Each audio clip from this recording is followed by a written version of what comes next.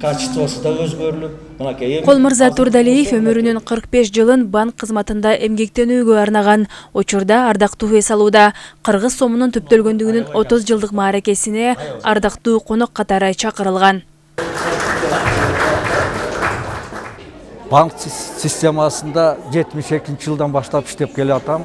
87 жылы Агропромбанк учурулган.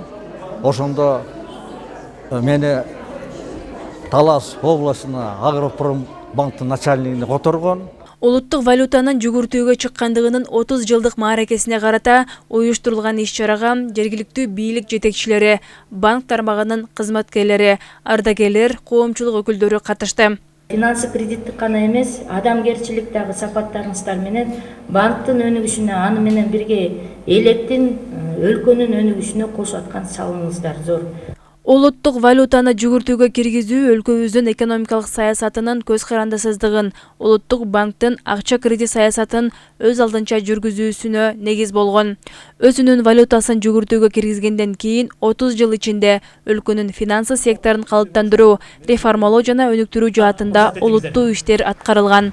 Өзүңүздөр билет болуш керексиздер, ошол кезде жүгүртүүдө нак акча жетишпей, мисалы ошол айыл акыларды убагында ала албай, ушул ишкана мекемелердин баягы өз эсебинде каражаттары болуп туруп, нак акчаны ала албай калган күндөргө туш келгенбиз. Мына ушундай экономикалык терс көрүнүштөрдүн байкалышынан улам эгемендүү Кыргыз мамлекети өзүнүн алдына ушул улуттук валютасын киргизүү боюнча чоң максатты койгон. 1993 жылы ушул 3 майда биздин легендарлуу парламентибиз өзүбүздүн улуттук валютаны киргизүү боюнча өзүнүн токтомун кабыл алган. Улуттук валютанын 30 жылдык мааракесине карата облустун банк тармагында үзүрлүү эмгектенип, ардактуу эс алууга чыккан бир нече ардагерлер улуттук банктын 10 сом номиналындагы күмүш монеталары менен сыйланды. Улуттук валюта колдонууга киргизилген эгемен өлкөбүздө Кыргыз сомунун банкноттору 4 жолу өзгөртүлгөн.